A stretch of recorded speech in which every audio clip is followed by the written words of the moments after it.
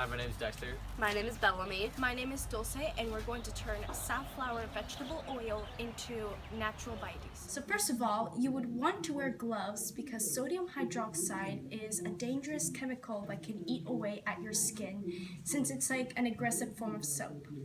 You will need 200 milliliters of methanol and 5 grams of sodium hydroxide. So what we will do is let the sodium hydroxide dissolve with the methanol in a small glass jar.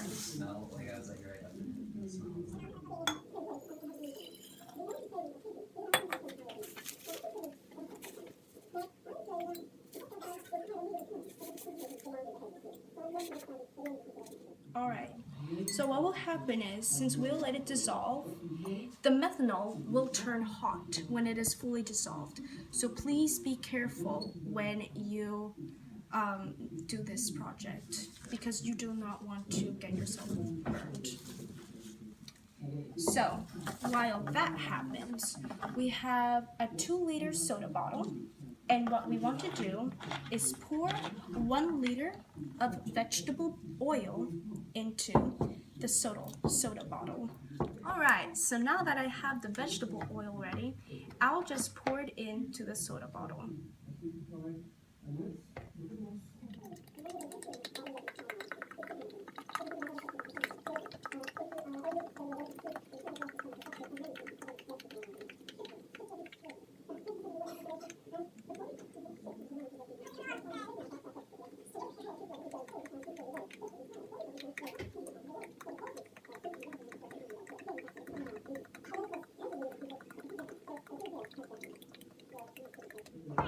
Alright, so while we're waiting for the methanol to dissolve, I will talk about the chemical reaction of what is happening to form the biodiesel.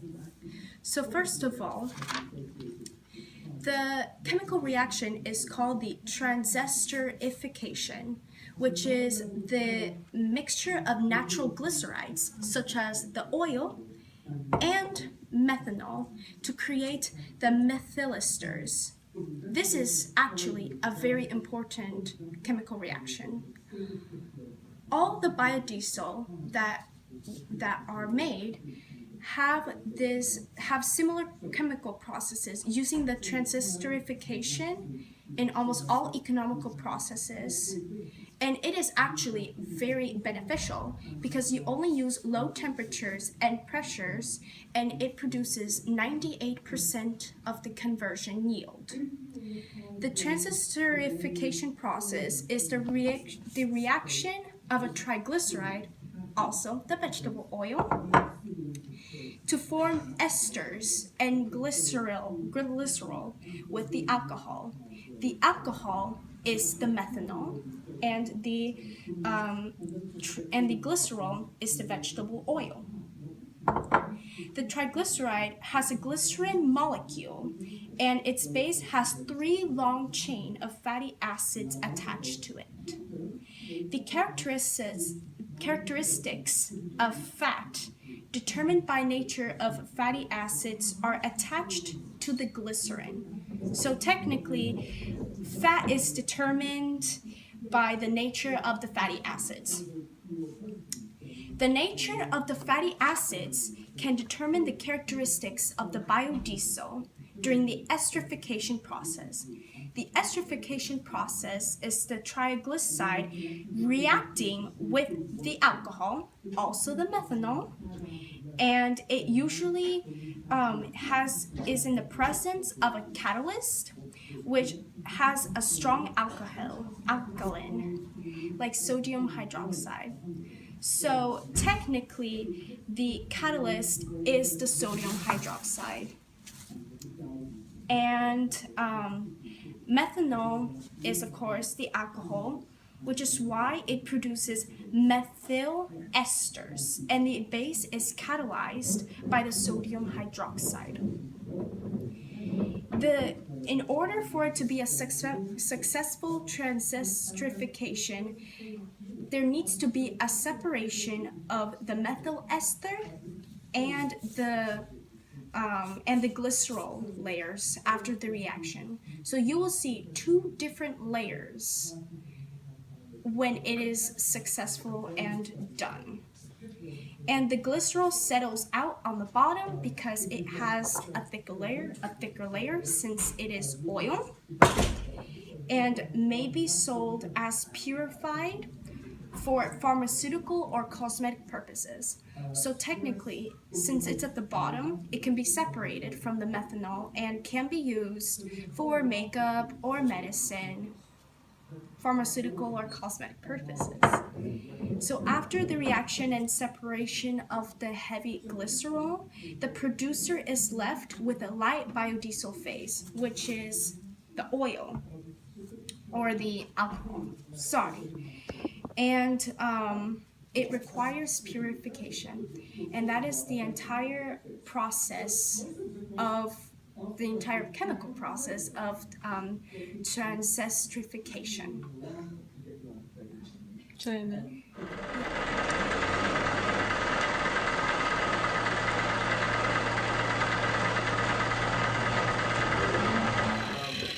So what we're doing right now is waiting for the 5 grams of sodium hydroxide to dissolve. Now we will pour the mixture into the oil and it'll change color, and we'll mix it for around 2 minutes.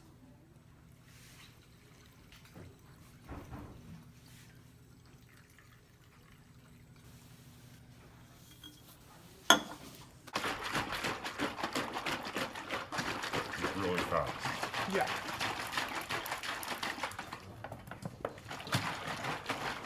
Okay, 2 minutes later.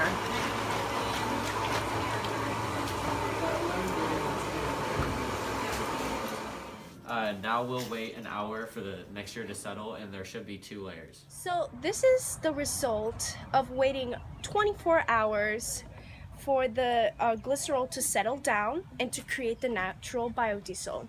Normally you would have to wait about an hour, but as you can tell, the bottom part is the biodiesel or the glycerol, and the top portion is the biodiesel, which is what you need for gasoline. So now we're going to separate the glycerol from the biodiesel by poking a hole and putting it in the beaker. Then we're going to put duct tape on it. Okay, so now we're gonna pour 50 mLs of water into the biodiesel, and it will separate the methanol, and we'll stir it for about 20 minutes. So now that this is done, you will want to turn it off, and it should look something like this. Before I begin the pros and cons of biodiesel oil, I want to explain the history of it. The history of biodiesel oil is believed to have begun in the mid-1800s with the process transesterification. Rudolf Diesel, a chemist, demonstrated his diesel engine at the Paris show in 1900, but he used pure peanut oil. By the 1900s, petroleum fuels were plentiful, cheap, and more sophisticated over time. Engines have adapted to these thinner petroleum fuels than the thicker vegetable oils. By the 1970s, there was a fuel crisis, and the petroleum diesel prices soared. By this time, people were desperate to find other efficient alternatives, but the government disregarded using vegetable oil with transesterification. They deemed it as being old-fashioned. In 1983, an Austrian scientist named Dr. Mittelbach developed a commercial process to turn old cooking oil into biodiesel. Dr. Thomas, in the US, was the first person to turn cooking oil into biodiesel on a small scale in 1989. In 2000, the prices of fuel began to rise again, with the concerns of pollution and global warming. Biofuels have become more popular again, and if everybody used it, it would greatly benefit our world. Okay, so this is the pros of biodiesel. Biodiesel is renewable and can be renewed more than one time in a generation. Carbon neutral carbon neutral gases use the same amount of CO2 as plants do. It is rapidly biodegradable and non-toxic, so spillages are way less harmful. It has 80% less CO2 emissions and 100% less sulfur dioxide. It also can extend the life of diesel engines since it's more lubricating. And it has more pleasant smell like popcorn or french fries. These are the cons of biodiesel. The first con is there's low energy. Biodiesel does not hold as much power when compared to regular diesel or gasoline-based fuels. The second one is engine problems. Even though a regular diesel engine can run biodiesel, that does not mean that is ideal. The third one is storing, and to store biodiesel over a long period of time could create problems. As it sits, it can become thicker, which can cause clogs and it can lead to corrosion in the filters. And fourth one is poor quality, and many producers have been unable to produce biodiesel that meets the quality due primarily to their impurities and water during the washing and refining process. And finally, the diesel is more expensive. Okay, so now we have to take out the methanol from the biodiesel and then add 50 milliliters of water and then mix it for 20 minutes. And now we're going to blend it for 20 minutes.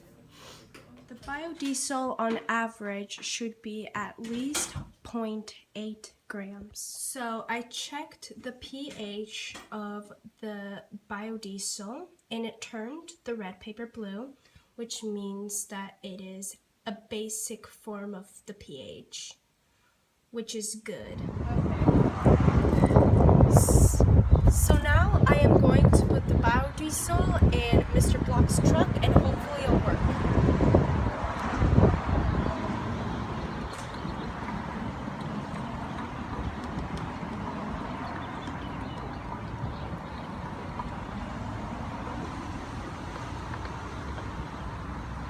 And it should be good to go.